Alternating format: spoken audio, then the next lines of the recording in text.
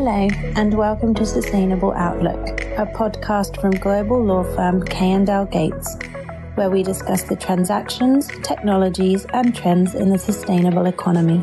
We hope you enjoy this discussion. Please reach out with suggested topics or guests, or questions about how we can work together to create a sustainable economy. Hello, and welcome to this episode of Sustainable Outlook. I'm Elizabeth Crouse, partner at K&L Gates and co-lead of our global power practice. I'm joined today by Cerianne Cummings, who is Offshore Wind Market Director at Kent. She is a chartered engineer and has spent a decade in the offshore wind industry, specifically focusing on the United Kingdom and Europe, but also working with supply chain issues in new markets. Cerianne is also the first in our mini-series featuring women working in the global offshore wind industry. We are so glad to welcome you. Thank you for joining me today. Thank you so much for having me, Elizabeth. Great to be talking to you again.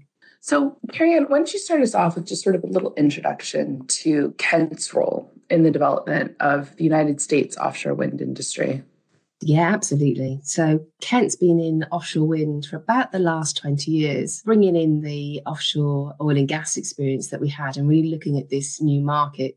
We've got a really strong team based down in Houston that look at floating offshore wind projects for us. And then, in the rest of the global market, we've been involved in about 70% of the UK's offshore wind and now have that opportunity to really share that learning and that experience from that market with the rest of the world, and particularly here with the US.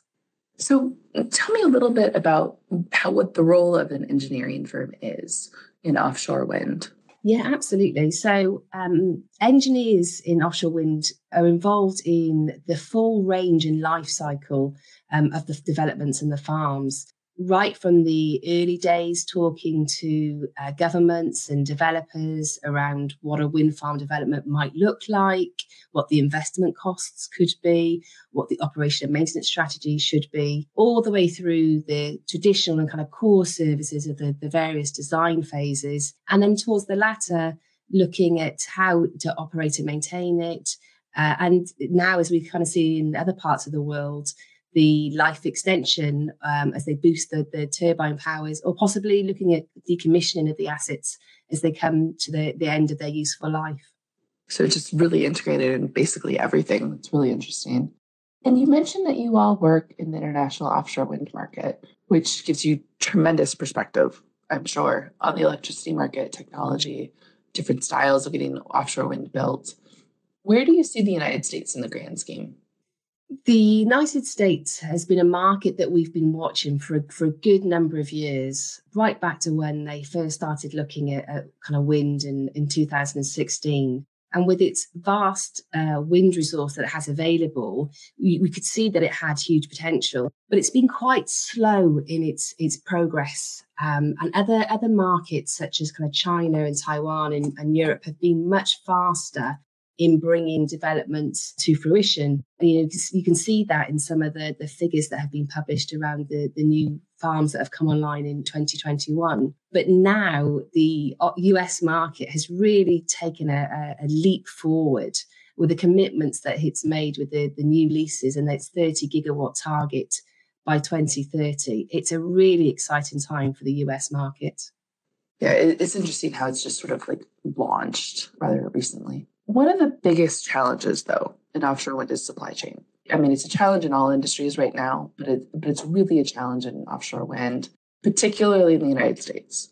We have grand plans for domestic content and domestic labor, but it's pretty obvious that we've not been able to execute in other renewable industries, for example, solar and solar modules. So are the plans that the U.S. has in respect of offshore wind domestic supply chain achievable? As an observer, kind of outside the market, I think the plans are fantastic. They are really quite forward thinking. I do a bit of a comparison to the things that we've done in the UK, and we were really, really slow to mobilise our offshore wind developments and farms. We first put our turbines in the water back in 2000. And then there was a 3-year break before we did anything else. And there's a 5-year break before we did a bit more. And ultimately, there's another 13-year break before we released the next round of leases. And sadly, what that did for the supply chain was didn't give them the commitment and the long-term workload that they needed to have confidence to invest in the marketplace. And now we really struggle.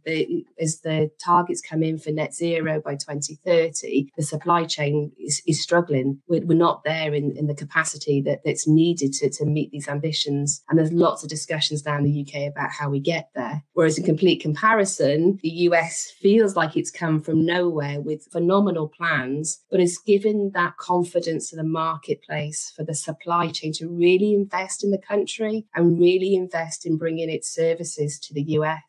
And developers are right behind it. They're actively helping the supply chain build the facilities that they need to be able to support these new farms.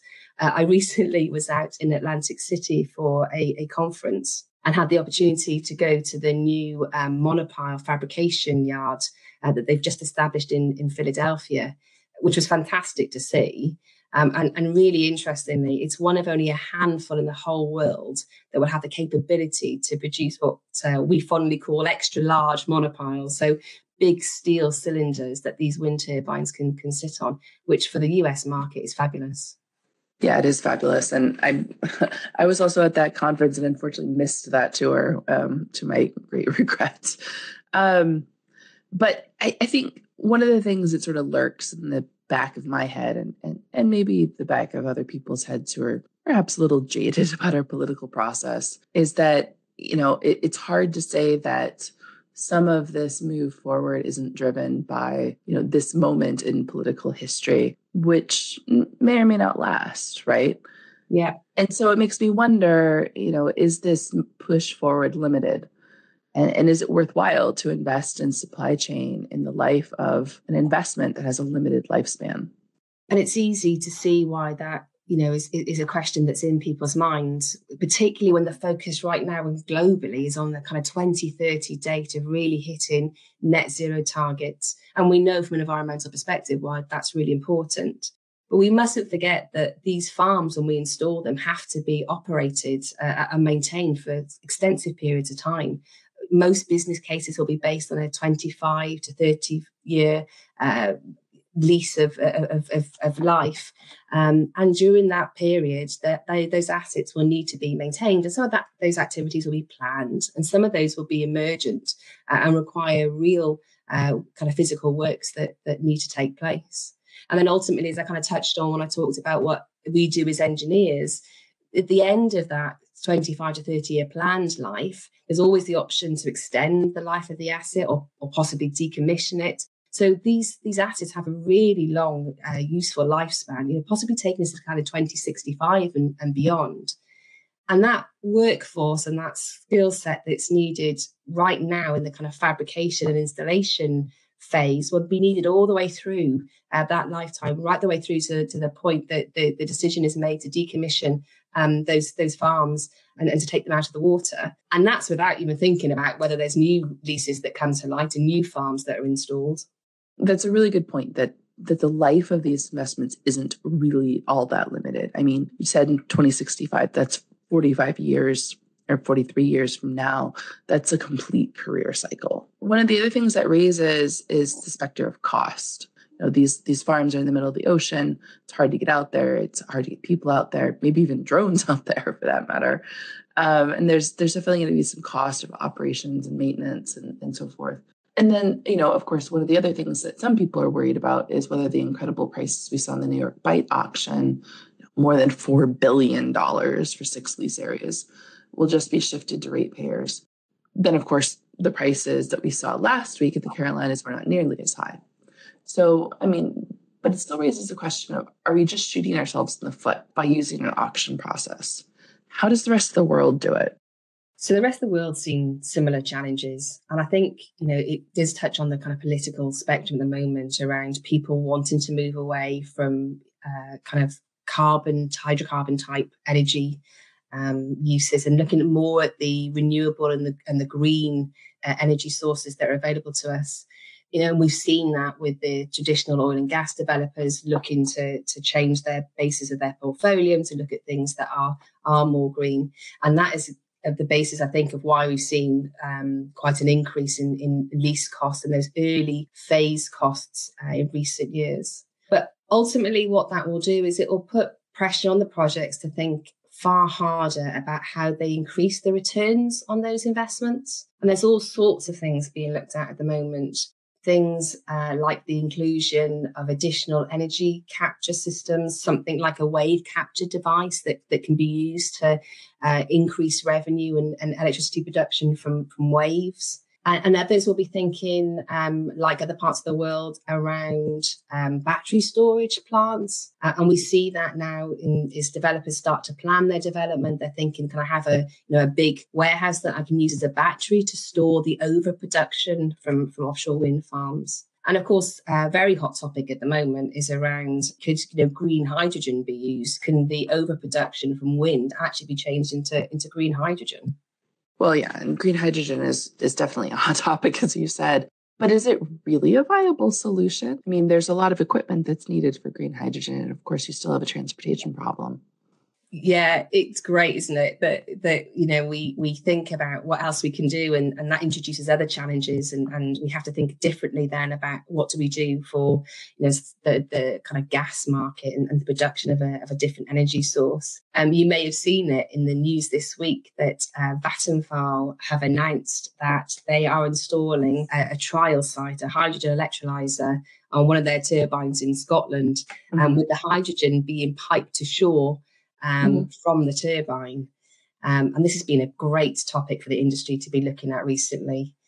We've had extensive debates internally about whether hydrogen should be piped to shore, whether it should be electrical transmission, particularly on the basis in the back of the material costs. When we look at new farm developments, typically the costs of the farm, about a third of the cost of the farm, come from the cables.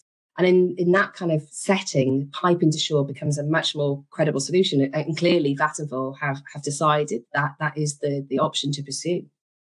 Very interesting. We'll look forward to hearing how that installation goes in Scotland, particularly given the impact that green hydrogen could have out in the West.